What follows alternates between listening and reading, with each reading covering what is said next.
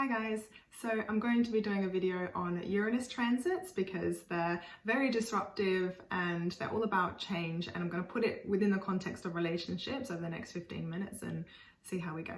So Uranus is the planet of separation, of upheaval, unexpected circumstances, change, revolution, freedom, newness, excitement, and awakening. It's the awakener. And also crisis, or the midlife crisis, or any crisis where we feel like we need to break the mold or routine to feel enlivened again. And so when this comes into a hard aspect with a personal planet like the Sun or Moon or Venus or Mercury, you'll undoubtedly deal with and confront change on some level. And the harder aspects are definitely more shocking and unexpected, like a breakup or a divorce or a move. And the sextiles or the trines are softer aspects. They can be something small, like changing up your routine or your hobbies, or just changing your views on things. And so the hard aspects are the conjunction, the squares, the opposition, the inconjunct, and they're more forceful, more impactful. And we have our first hard Uranus transit with a square at age 20 to 22, and then the opposition at age 42 to 44. So depending on your chart. And so when hard aspects come around again, they really like to encourage evolution of the previous lessons when it was about. So if you haven't learned the lesson that you were meant to learn when you were 20, by 40, then they're gonna come around again, maybe in a more forceful or harsher way. And so it's good if you can recognize that, so you can clear the karma of that lesson to move forward. So maybe when you were younger, through that first transit, you were very restless or reckless or unsettled, rebellious, or stubborn, or emotionally cut off, separating ourselves from our loved ones or people that could help us otherwise. Just to be different, just to figure ourselves out. Sometimes we do it in a very forceful way, especially when you're younger, when you have less experience of yourself. So those lessons, and also the sign and house that your Uranus is in, will be indicative of how that played out. If you can, it's kind of like a refresher at age 42 to 44 to see where you're at with all of those things with that lesson. And we do actually have one more hard aspect with a square at 63 to 65. So first I'll talk about those people and the circumstances when you're in long-term relationships with this transit, and then we'll talk about people that aren't. So it's very common to go through it when you have the Uranus conjunct, square, or opposition, say the Moon or Venus in a long-term relationship, where you suddenly feel the need to seek excitement and opportunity outside of your relationship. It's like you suddenly feel confined by what was previously very loving and supportive and nurturing for you. And the Moon comes in more when you actually live with your partner. So the influence of Uranus, say opposite or square the Moon or conjunct, makes you see what was previously cozy and safe and familiar as something that is now threatening your freedom and self-expression and individuality and ability to express yourself. During these transits, whatever is coming up is really frustrating you or you feel the need to push away from, really look closer at what that is within the relationship, within yourself, because it needs to be addressed. That's the purpose of it. So for example, your partner's doing something that is continually really annoying you. Try and understand the root cause of why it's annoying you. Instead of just running away from the relationship altogether, what is the thing that is triggering you, I guess you could say. And if that root problem really can't be worked through with conscious effort and acknowledgement, then it's maybe helping you realize that you either have to live with the frustration or compromise or move on. And this is ultimately what Uranus wants. It wants change and rejuvenation. And I really encourage you to welcome this change sort of consciously, because when you implement change in your life in the right way, it can be very rewarding.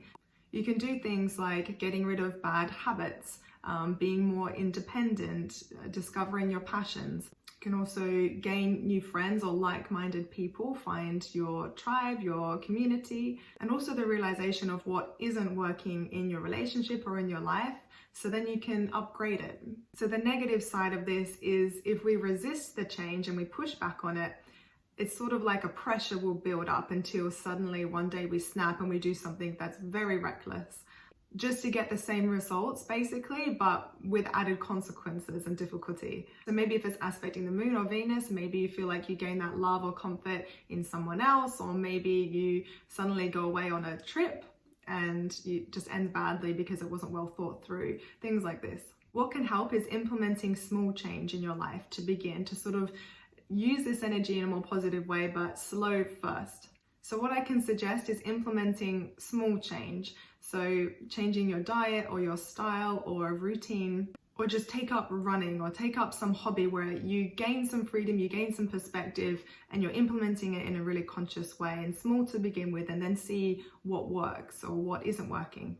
It's probably because I have Saturn as my chart ruler, I feel the need to remind people of the consequences, because I know no one ever gets away with anything ever, and we have hard Saturn transits a year or two after these Uranus ones, so the consequences will be very much shown not long after. So we have to make sure we're not completely destroying everything that could be stable or good for us just for that freedom, that sense of excitement or adventure or whatever else we're trying to search for, because it's all too easy to act on impulse and desire and what we want in the moment. But a wise person did tell me once that we should act with hindsight already in mind. Another perspective we could take is that this is also just life, and we learn from making mistakes. You know, we don't grow up unless we hurt. Just hopefully that we don't make the same mistakes again, because we do have that experience and wisdom from it. But this is also the benefit of astrology. It's a tool that we can use to be more conscious of external influences in life and seeing the opportunity of it rather than reacting from an unconscious place.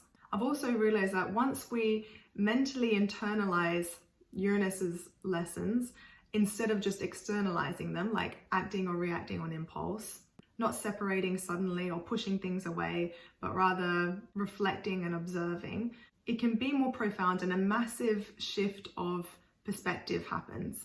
Because Uranus's highest expression is enlightenment and awakening and seeing things clearly.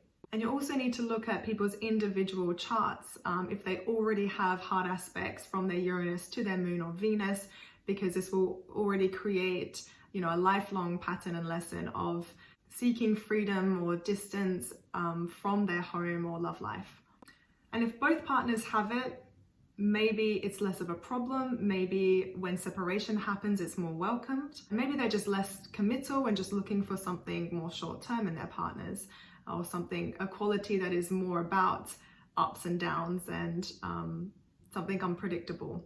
They can also be more suited to open relationships or polygamy, or just have this dynamic where they allow so much freedom to their partner because they require that themselves. But for those earthy personalities that need loyalty and stability and consistency, they're going to really struggle with these people, or when this transit comes around. It can also be refreshing, you know, maybe something that they really need, because earth signs do get a little bit stuck in the mud. It really comes down to how mature someone is and how they handle crisis. Usually we're not so good at this when we're younger, but if you go through enough crisis throughout life, you learn to trust yourself that you'll be okay in any situation, and you can handle anything with calm integrity. And I have a Jupiter in Scorpio, so I don't mean just be sort of indifferent about whatever comes our way. We definitely have to experience the messiness, the emotion, the ups and downs of life, and feel it and go through it. But when it comes to our actions, we have a choice. So for those who are single and looking for love, and when they have a hard Uranus to Venus sort of aspect, it can bring relationships into your life that are this kind of theme, or people that act in this way, like almost like a catalyst for change and excitement and adventure, enthusiasm, new ideas.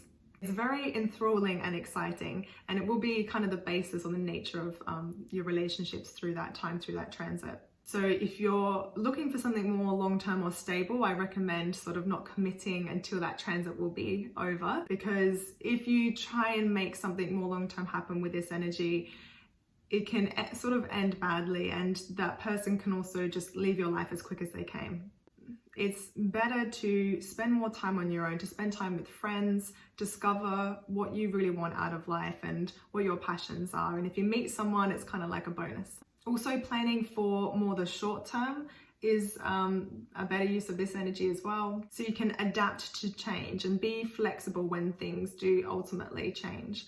And then be open to new experiences, because you don't want to push anything or rush into anything. It gives you space then to decide on your next move, to gain perspective. But that at the same time, you can allow that pulse of excitement and change to also guide you into something new and maybe even potentially life-changing experience. Similar to Pluto transits, Uranus can also help us realize what attachments are outdated and what we also need to let go of. So to be aware of that as well. And lastly, I'll leave you on a quote from the Dalai Lama: "Can you love the life that you have?" So I hope this was helpful or insightful. Leave a like or comment, and I'll see you soon.